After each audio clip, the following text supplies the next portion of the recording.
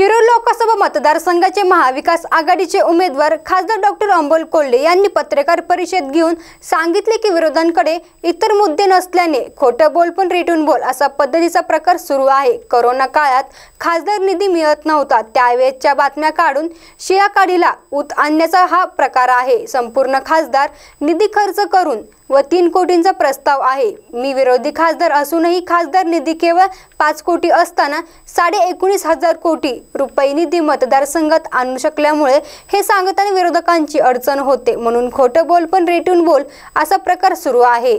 नेमकं काय खासदार निधी कशा प्रकारे खर्च झालेला? खरं तर विरोधकांकडे इतर मुद्दे नसल्यामुळे खोटं बोल पण रेटून बोल अशा पद्धतीचा हा प्रकार सुरू आहे। स्वतः ज्यांनी 3 टर्म या भागातल्या लोकांनी ज्यांना आशीर्वाद दिला होता त्यांना खरं तर ही वस्तुस्थितीची जाणीव असली पाहिजे की निधी खर्च हा ज्या मंजुऱ्या असतात, ज्या प्रमा असतात तो काउंट केला जात नाही, ऍक्च्युअल काम होतं त्या संदर्भातलं असतो। पण जबाबदारीनं मी सांगतो की 2022 मधली कोविडच्या काळातली, कारण त्यावेळी निधीच येत नव्हता, काम होत नव्हतं, 2 वर्ष खासदार निधीच बंद होता आणि त्यावेळेची बातमी ही कुठेतरी शिळाकडीला ऊत आणण्याचा जो राजकीय प्रयत्न सुरू आहे हा खरोखर दुर्दैवी आहे। आज खासदार निधीच्या संदर्भात बघत असाल तर संपूर्ण खासदार निधी खर्च होऊन आणखी वर 3 कोटींची कामं ही खासदार निधीतून प्रस्तावित केलेली। त्यामुळे मला असं वाटतं की अशा वावड्यांवर खरं तर मायबाप जनतेने विश्वास ठेवू नये आणि खासदार निधी हा केवळ 5 कोटी रुपयांचा असतो, तोही पूर्ण खर्च केलाय।